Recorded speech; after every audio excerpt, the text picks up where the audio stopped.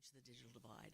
And so we have a fantastic panel here with me today to discuss that and what they're doing here in Cincinnati and the greater region to take a look at what they were looking at. Thank you. So right to my left, I have John Putnam. He's the Senior Program Manager from Cincinnati Bell. Next to him, we have Leigh Tami, who is the Chief Performance Officer of the Office of Performance and Data Analytics for the City of Cincinnati. Then we have Edita, Dolan-Mayo, who's Marketing and Communications Affairs Senior Manager for Powernet. And then we have Dr. Jess Kropczynski, who is Assistant Professor at the School of Information Technology at the University of Cincinnati.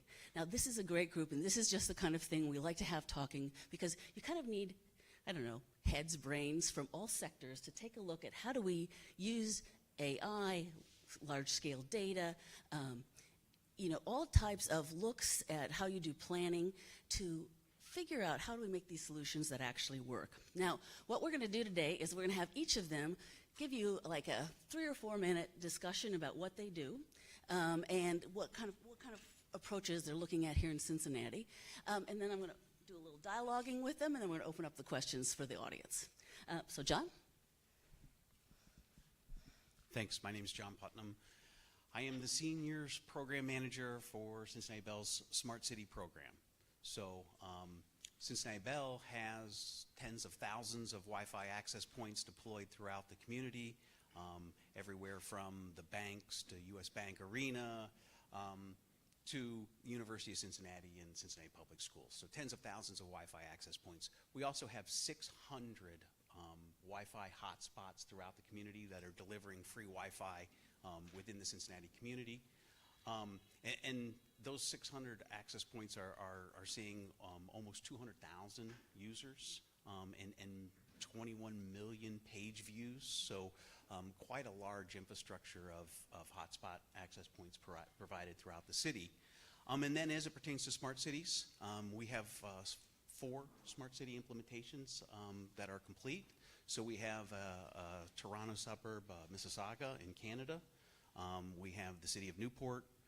Covington goes live in 30 days, and then Fairborn, Ohio will be live in 90 days. So we are very involved in the smart cities environment today. That's terrific, John. That's a large amount of use of public Wi-Fi, and that's being very popular around the country. Tell me, how do you get the word out about that? Because that's always what cities ask. And that's critical. So some of the things that we've learned is how to position the free Wi-Fi so when you take out your device that the free Wi-Fi appears on the top and finds it organically. Signage, promotion, tying in with partners. So there's dozens of ways to make sure that you're getting that word out to people to join the free Wi-Fi. Sounds like you're doing it right. Leigh, what about the city of Cincinnati? Sure. Excuse me. So my name is Leigh Tami. I am the Chief Performance Officer and also Director of the Office of Performance and Data Analytics for the City of Cincinnati.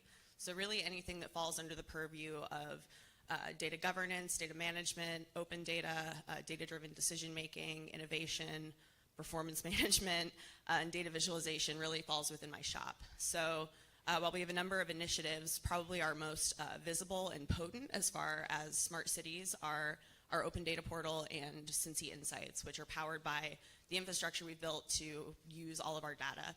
So when I first kind of came into this position, the first thing that we did was start viewing data as an enterprise asset. So what that means is we connected to databases all over the city. Some of them were vendors, some of them were like Excel spreadsheets, some of them were Oracle databases.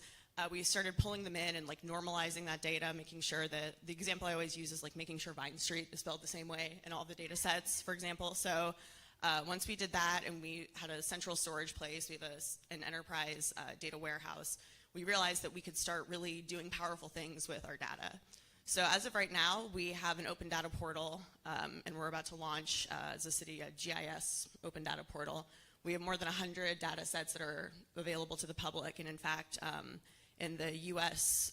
Cities Open Data Census, which is run by the Sunlight Foundation and previously had connections to Code for America, we are ranked only behind San Francisco as a city that's really embraced open data. So we are right at at the front of the pack as far as making data usable and useful and available for residents and for users. Our other initiative that runs in parallel with that is Cincy Insights. So my background is not in tech or data. I'm a lawyer, actually. So when I came to this job and started approaching it, I realized, like, well, I don't really want to like go onto an open data portal and sort for things. So like probably no one else does either. So in thinking about that, we created data visualization. So Cincy Insights is, how many do we have now, Nicolette? We have like 50, I think we have more than that. Whatever. We have around 50 visualizations that range from things like heroin overdose responses to shootings to tax incentives, police calls for service, potholes. When it snows, we have a snowplow tracker that updates every 15 minutes. So, and all of that data is also pushed to our open data portal. So ultimately, I think, what are we doing in the realm of smart cities? Well, you can't be a smart city if you don't have quality data, period, hard stop. There's nothing that you can do, not nothing. What you will do will not be, let me start over. A lot of your efforts will be in vain if you don't start with high quality, robust data as a smart city. So in my mind, we are really laying the foundation for connectivity, for intelligence, and for sort of understanding our community through government data. Wow, you guys are doing an amazing job. That is just wonderful. Let me ask you this. How do like the council use this data for decision making? Great question. So the first part of that, the first answer to that question is like I have to get them to go on the website. So we have whole portions of the website that are designed specifically to answer like frequently asked questions. Like how many potholes did we fill last month? I'm like, go to this website, it's right there. How many shootings did we have in this neighborhood? It's like on the website. So really a lot of them have been able to use it like for media talking points. They're also now increasingly, as we look at like our tax incentives or we look at activity, we know what departments are budgeted. That's one of our dashboards, is looking at what they're spending and what they're budgeted and how many employees they have. So we have a really good sense of what our resources are, and we also have a really good sense of what we're doing with those resources. So it helps us see areas where we're seeing a lot of return for our money. It's helping us see areas where we can improve. I think overall it's a really good tool to give everyone a sense of the entire landscape of government activity and operational performance. That's great because it affects the citizen and it helps the decision Absolutely. maker. That's great. Edita? Good morning, everyone. Again, my name is Edita Dolan-Mayo. I am the Marketing and Community Affairs Director for Powernet. Just really quick, Powernet is actually a women-owned telecommunications turned technology, full-service technology company headquartered here in Cincinnati, Ohio for about 26 years now. It's been part of our passion to always give back to the community. And being a voice, data, Wi-Fi provider, we said, how can we take what we do best and give back? For us, it was technology. It started with tablets, and then it moved to public Wi-Fi. Our first initiative was in Lower Price Hill, delivering public Wi-Fi to about a 5-block radius, and we're excited to say that up in the next month, it will expand and cover a majority of Lower Price Hill for as far as public Wi-Fi. From Lower Price Hill, our relationships grew, and everyone heard about what we were doing there. We then connected with the Avondale community, and it started along the Reading Road corridor. This happened about maybe three years ago. And we're working closely with partners such as TCB, the Community Builders, ACDC, and we're looking at, how can we take it one step further? Because we found that our numbers and those getting onto the internet during the wintertime fell. Public Wi-Fi is outside, right? And it is 30 degrees, and we sat there looking at our stats, and we were like, why are our numbers low? This isn't good. It isn't good for the community. It isn't good for those who need access. And we said, what can we do? Let's do more. So working with our partners, we looked at how can we provide Wi-Fi inside of multi-dwelling units.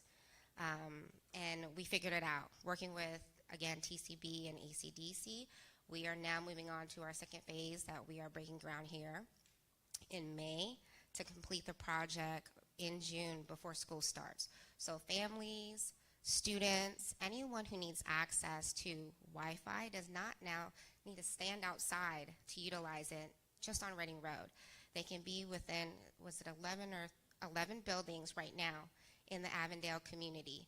And we look to take our findings and our learnings from the two communities we're currently working in and move them to other places, either here around the city or in other neighborhoods who are in need of access to technology and erasing the digital divide. That's terrific. What a great project. And, with between the snowplow information and that, you do see that winter heavy's here, right? Let me ask you, you had partners. A lot of these projects depend on partners. Do you have any advice for people on, trying to set up partnerships for smart city projects? We have a room here full of great organizations and businesses who are trying to do something not only for our city, but our surrounding neighborhoods. We all approach it differently. And I think just networking with the folks in the room, or even referrals through them, you're going to find the folks who work on the same pace and pattern as you do. And I think that once you find that, nothing can stop you. You just have to find a group of people that have the same passion and drive, and the timing to do it. Good words of advice. Jess? Hi, I'm Jess Kropczynski, and I'm a faculty member in the School of Information Technology at University of Cincinnati.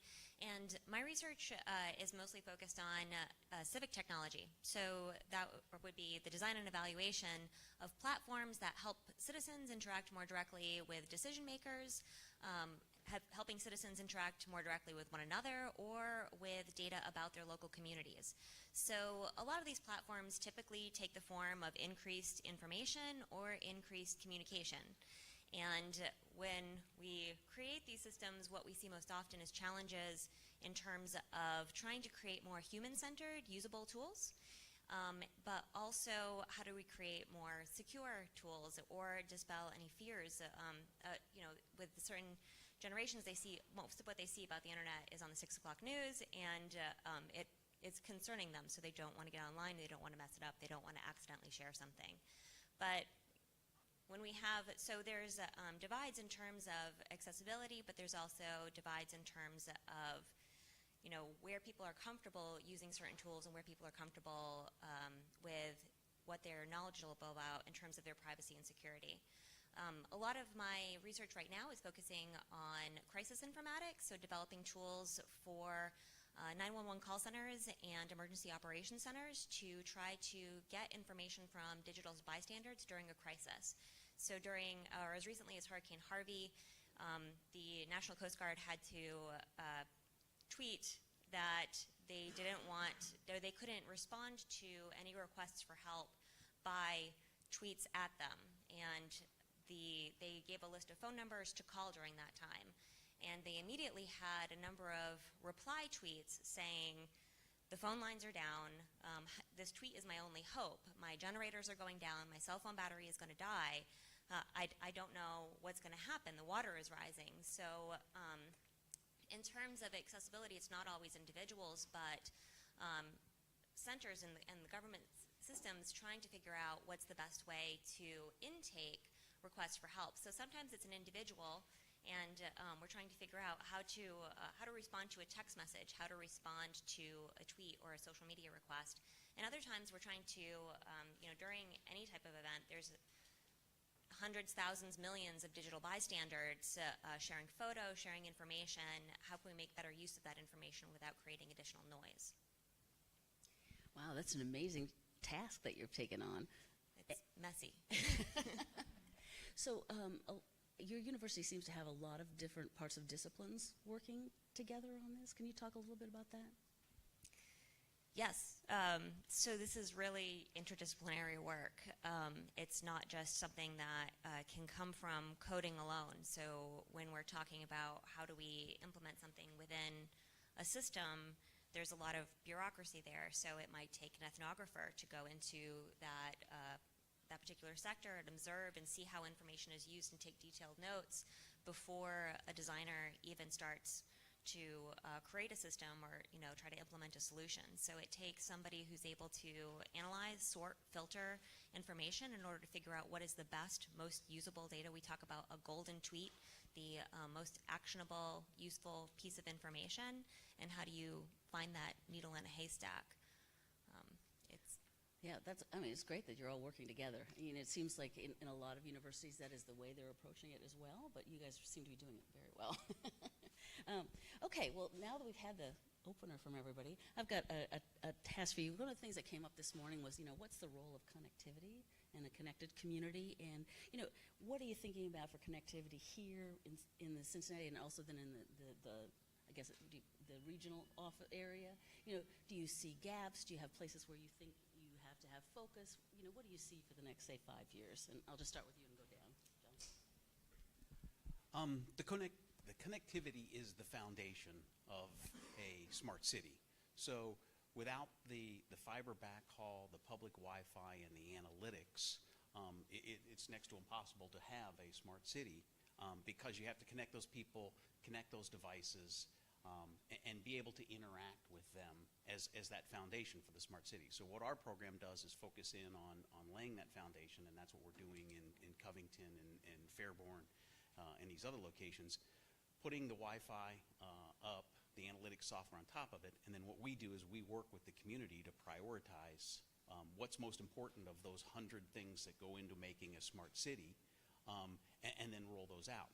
So for example, in the West End here in Cincinnati, it might be bridging the digital divide. In Covington and Fairborn, their first priorities are economic development. So we find the funding, design the project, do the proof of concept, roll it out, and then move on to the next priority within the community. But without that foundation layer of that fiber to bring all that data back to a shared centralized source and the Wi-Fi to interact with those people, you can't have a smart city.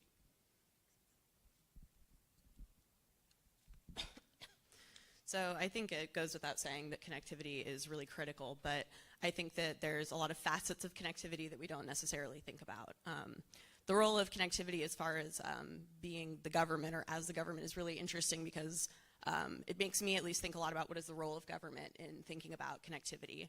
I think a lot of that is thinking about, does connectivity necessarily facilitate access? Who has access to something? Do they have actual access or constructive access? So, is someone, if they don't know about something, do they still have access? Do we still think that they're connected?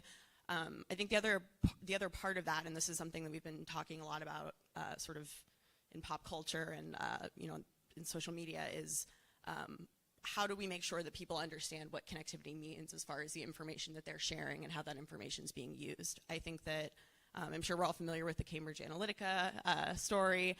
Many of you probably read about Palantir and some of this work that they did with predictive policing in New Orleans. And a lot of that is based on information that people didn't realize they were sharing by participating in a connected ecosystem or in some kind of connectivity. So I think that connectivity is really critical, but I think also informing people, democratizing that information and making sure that we are engaging all of our stakeholders and all of our community members in that discussion. I'm going to tag team off of some of the points that were made here. A few things. I think you're right. Being knowledgeable about the information and what happens with connectivity is very important. In our projects and we're working with the community, it has been one of those priorities that we've heard. The residents are part and at the table with us. This isn't, nobody likes to be told how to run their household, right? And that's not what we want to do when we go into these communities to connect them and to make sure that there's access and then they know what information is being shared with them or what information they're providing is being shared. So our goal is to always educate and work with our partners to provide that information and answer any questions.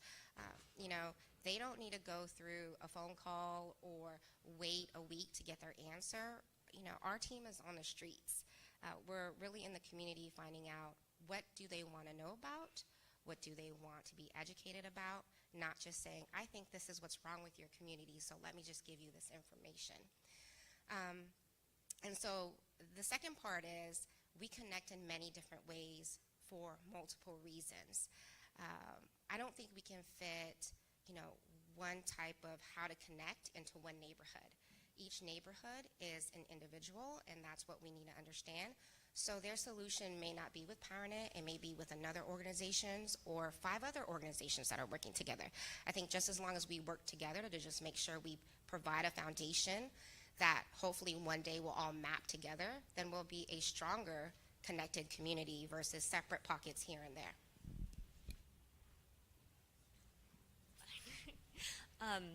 So trying to describe what it means to be smart and connected can be very difficult. And this idea of having ideas come from the ground up rather than the top down is really useful. At most smart city projects had started with putting some sensors in places like the early smart cities, and now we're looking more to those communities and to participatory design. How do we get communities involved in what is taking place and how this is taking shape, so that we're not just spending a lot of money on sensors, that we're creating usable data that helps connect people or create more informed decision making. There's also just a challenge with when we say community, what are we talking about anymore? Because it's very hard to pinpoint the way that people are connected to their actual physical communities and in the rest of the world. So we used to have these, there's always, like, you can't identify what you had until you lost it, but there's this narrative of lost community. That as soon as the televisions came into our home and then the internet, that we all became more connected globally, but we lost a connection. So when you go into coffee shops today, or you see everyone is connecting to the outside world, but nobody's connecting face to face. So how, do we stick more devices in people's hands to get them to connect with what's happening locally? It's a challenge, but it's a complex problem. Yeah, I think you've hit on all the issues on, connectivity, kind of the whole data analytics and the predictive nature. I'm going to just kind of ask you to, before we open it up to the group, to brainstorm. What digital divide would you like to see corrected, and kind of what would your kind of thoughts on what methodology? So for me, I'd like to see more people be able to get job online. As more jobs come online and you can't do it now, they say like 70% of the people can make it available. Well, my goal would be 100%. And part of that is dealing with not only having access, but then the training and the knowledge. And one of the things we have done at NTIA is we worked a lot on broadband adoption, and what we found was that working with trusted community institutions was critical to getting buy-in to learn and to express themselves on these kind of applications. I find it going to be even harder when you're looking at interactive things like, how do you save money on, you can use this app to save money on your home bills for water or for electricity. That's another level. Or, how do I get to an automated vehicle or bring it here? It's going to be much more difficult. So what's your thoughts on, what's a real challenge that you're thinking at in this area, and how would you think about trying to look at it? Wow, you got 45, 50 minutes? Geez. In terms of bridging the digital divide, I mean, most of the conversation revolves around young children and early childhood development and bridging that digital divide and continuing that learning after 3 o'clock and interacting with the university and the community. But I think that the bridging the digital divide with the adult community is just as important, and jobs is certainly one of those things, but how do we improve both the financial health and the physical health of the community as a whole? So one of the projects that we're working on right now is addressing that financial and physical health issues within disadvantaged communities using our smart city technology. So, how do you change a culture that's used to using check cashing services and money orders to pay bills and buy here, pay here lots to buy cars and never establishing credit in order to get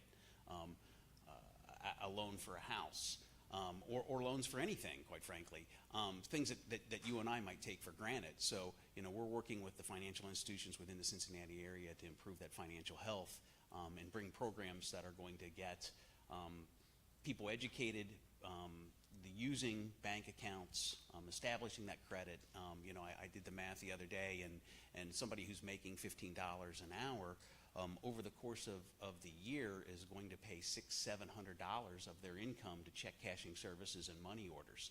That's $600 or $700 that would be another month's rent, could be a difference in prescription medication, things like that can certainly make a difference within the community. So certainly don't want to leave that adult financial and physical health out of the equation. So I think a lot of the conversation around bridging the digital divide focuses on internet access, and I think that's really important, but I think that also the democratization of data is really important, and I kind of mean two things by that. So the first is people can't act on what they don't know. A lot of what we do in our office is try to make government data, because that's our wheelhouse, we are government, try to make government data as usable and understandable as possible. I should be able to look at what's happening, how many potholes are on my street, or what crime looks like in my neighborhood as easily as my 94-year-old Nana and as easily as a 7-year-old kid. It should be accessible for everyone.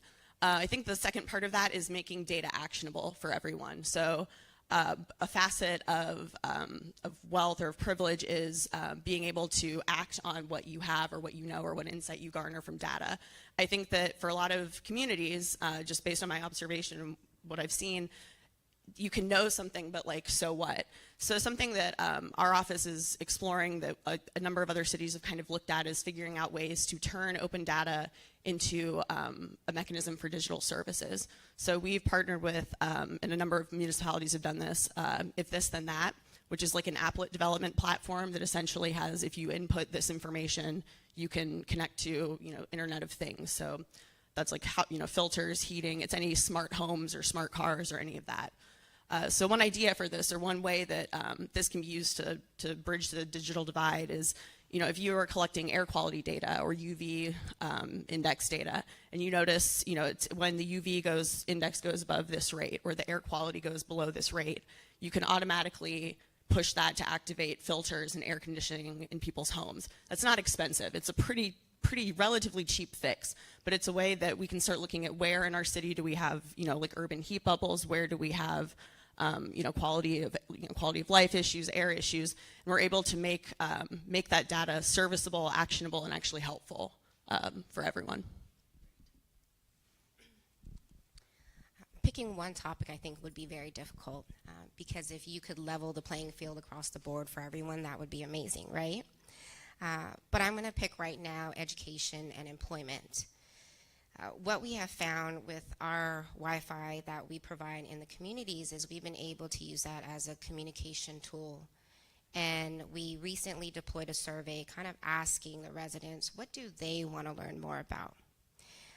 Topics were spread across vehicle safety, home safety, internet, even health topics and education. There's so many organizations who want to go into a community and they're like, we have all of this information that you can use and it'll be helpful to you. And some of them are even overlapping in the work that they do.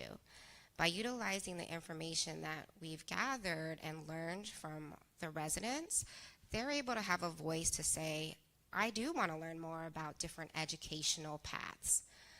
And that was one of our questions. We posed, do you want to learn just more about GED, K through 6th grade, 2-year, 4-year colleges? What do you want to know about? And so now we can take all that information and that statistics to organizations around us and say, hey, you're doing a great job. This is what you do best. We don't do best trying to educate the community about education, health, or even employment.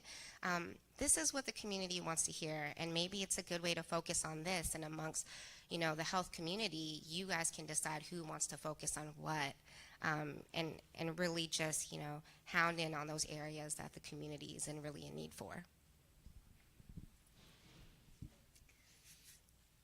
I don't know what to say that's not already been said, but I see the digital divide as,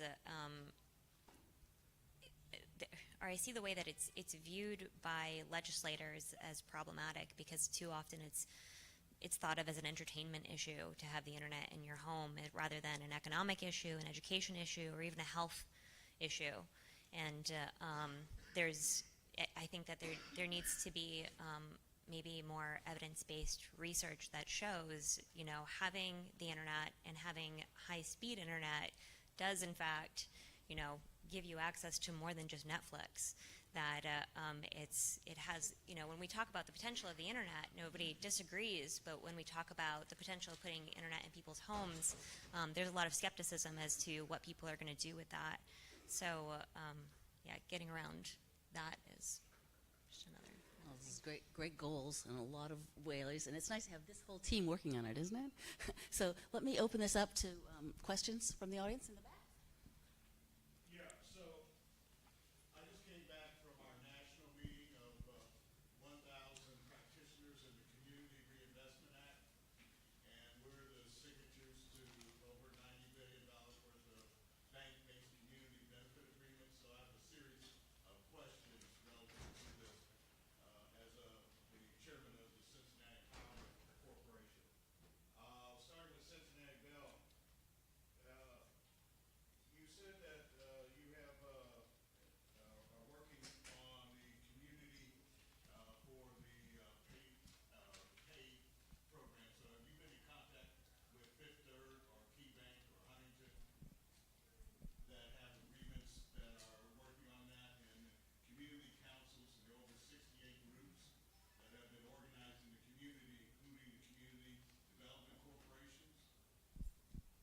I met with Fifth Third Bank yesterday, so we're starting there. We want to make sure that we have the program in place before we go to those community organizations. So we're progressing nicely with Fifth Third Bank. We believe that with our relationship between Cincinnati Bell and Fifth Third that we will be able to make that happen. Once we get that program in place and that sponsorship and buy-in from Fifth Third, absolutely we have to engage the community and to make sure that it's successful. So did you meet with Bynum Elliott? I met with a group of people yesterday that I wish I could give you the name off the top of my head, but it was a whirlwind of a group of people. So next to the city, when you're talking about your analytics and access, the community councils, I used to serve on the Mount Auburn Community Council, all right? So that was before we had the analytics at the city. So how are you making those, are you holding listening sessions or training sessions with the community councils so the community council members or local school decision-making members, which I'm served on, know how to use the data portal that you're talking about? Yes. So Nicolette, who is here, actually just gave a session like in a Gold Star Chili a couple weeks ago to a community council. We go around to community councils. We presented at the neighborhood summit. We have had a number of community council members come to us.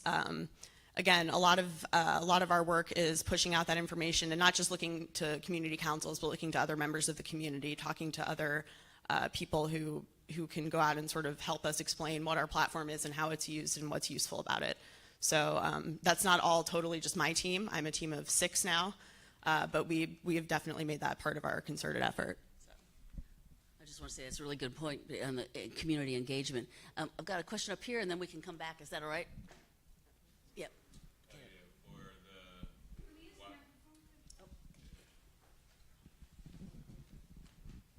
I know you're saying that a lot of times when it comes to Wi-Fi in communities, they are afraid of what they may do with it, which is a very good thought. So is there any way that you can restrict what is being seen through the internet? Like I know there's places that you could block certain things, certain content can be brought, security measures can be brought. I'm sure that you probably already have that, but is that a solution for that?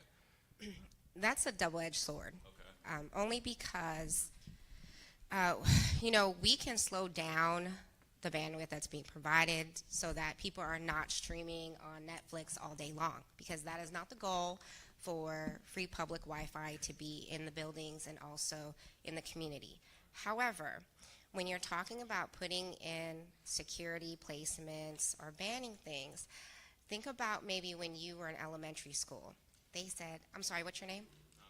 Carl, they said, I need you to do, some research and do a report on, let's say, breast cancer. You have free public Wi-Fi at home. I have put some restrictions on there to make sure that you are protected as much as I can protect you as a company, right? You go home, you start your research, and all of a sudden you're blocked. You can't access anything, and now you cannot finish your homework. So this is why I said it's kind of a double-edged sword. I mean, we want to protect everybody as much as possible, but we have to also realize how much access they need depending on how they're going to use the internet. And so we definitely work with individuals and organizations in the communities to find out what we feel is the best fit for those different communities. I mentioned some also work with the schools and the libraries on special programs for their students, so that they do have those kind of filters. Far back. Yes, I can just speak loud, it's okay. Oh, we have live stream going, so. Okay. Thanks, Jamie. Yes, I have a question for the city. You mentioned earlier that there's the city's launching an open GIS data portal, and I was wondering if you could elaborate on that, because as of right now, it's just a viewer, and it's an incredible tool already. And I'm wondering if it's eventually, maybe with this next portal, or eventually will lead into like network analysis or business analysis, because I think that's really the next step it could take to allow people to really understand that data. So there's actually, the city uses CAGIS. I don't know if anyone knows what CAGIS is. It's a county-city consortium for GIS. So actually the Open Data Portal, which whatever, it's like it's live now. We soft launched it with them. So if we can talk afterwards. I can give you the site. If you Google GIS Open Data CAGIS, you'll find it. So essentially, even before that, they had REST endpoints, so you could go and like pull the files down. It took a long time. I didn't really like using it that way, which they knew. So they have a lot of tools there. We don't really have like a hub right now in the sense that you can't use it to do like things like network analysis, et cetera, online. But I agree with you that that's like where this is moving. There's a couple of cities, namely South Bend, Indiana, that actually have that capability if you want to go and see what they're doing. Los Angeles sort of does, mostly not, but sort of.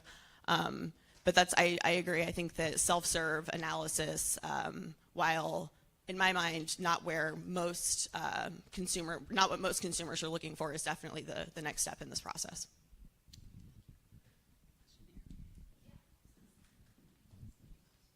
We have time for one last question. One last question, yeah. And you're it. No pressure.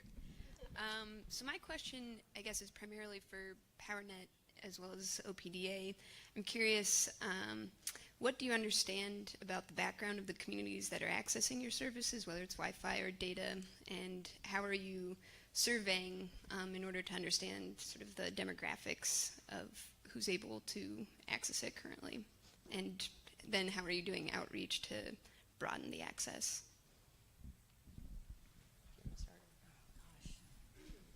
That is a multiple point question. I'm going to do my best, so if I forget a point, please remind me. The product that we deploy with our Wi-Fi in the neighborhoods we're in collects public information because you're logging on via your social media. So anything that the person has posted on social media, their likes from, let's say, Grater's Ice Cream to the Cincinnati Zoo, those are some of the general information that's already out there that we are learning about the folks in the neighborhood.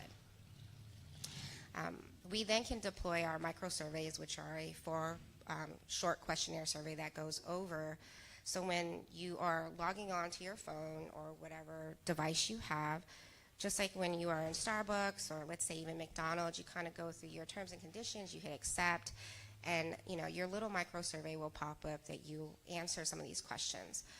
Those surveys can be swapped out as needed, here and there to kind of learn more about the community. From an outreach perspective, we have partnered, and it's strong relationships with organizations, ACDC, ACC, and we continue to grow. Gabriel's Place, we continue to grow all of those relationships because they're the feet of the ground. They're there every day. I can only go to so many meals at Share a Meal at Gabriel's Place and talk to the residents. And then thirdly, I work for a company who's deeply ingrained into the community. My husband started a nonprofit, and he is Avondale. He services at-risk boys, youth, who utilize all of the programs and even school in Avondale community. So for me, it's firsthand. I get it at my husband's, job and who we're servicing and taking care of these youth. And then I also see it from a business perspective and the organizations I'm working with in Avondale. So I'm excited about this question because my answer is, to be totally honest, as of right now, not much. So keeping it totally 100, when I first sort of stepped into this position like 2 years ago, government data was essentially buried. It was siloed. It was in all these different databases. It didn't make sense. You couldn't compare any of it to anything else. It was it was a mess. So I saw my primary role as we need to unearth this asset. We need to get it out. We need to dig it out. We need to make sure that we're producing it on time. We need to make sure that Vine Street is spelled the same way, and that we're doing addresses the same way, and we need to make sure that if we're using names, we have the same naming conventions, and Avenue is AV and not AVE period, all of that. So that was really the first step in what we were doing. The second step, like I said, was trying to increasingly democratize data and say, we need to make this actually useful for people. Since launching Insights, we have actually garnered a lot of community feedback. One of the first things we did was make it mobile friendly because I realized that I tried to use it on my phone one time with someone who told me it wasn't mobile friendly, and it was terrible. So we immediately made it mobile friendly, knowing that that's how a lot of people, we were getting that feedback from a lot of people when we go out to communities and organizations who would say, I can't use this. I don't have a giant big screen, computer. This is not useful for me. We've actually redesigned our dashboards 3 times at this point to make them more accessible, make them more user-friendly. Everyone in my office, 2 of us actually taught ourselves Illustrator to try to make it easier and more, better designed. So I'm excited by this question because I think the next step is how do we personalize this? How do we make this something that is a tool for communities to use? I'm excited also because I think, to be totally honest, government data as a field is not there yet. I think that we are just now at a place where we can say we know what we have, we know what it looks like, we've basically cleaned it up, we have fresh data every day or every hour or every week. Now we can act on it. Now we can go to communities and say, look, we basically have this information, it's clean, it's usable, let's talk about this. Real quick, I promise to make this quick. Something to tie together these 2 organizations is, I was at a UC event recently, and they were talking about how to address the opioid crisis by putting the Narcan kits within the community. So they can then take the information that Leigh's group has in terms of where overdoses are happening and make sure that the group from UC is putting the Narcan kits in the places most likely to have overdoses from opioids. So you see that data that's being collected is actually being used to affect a change within the community.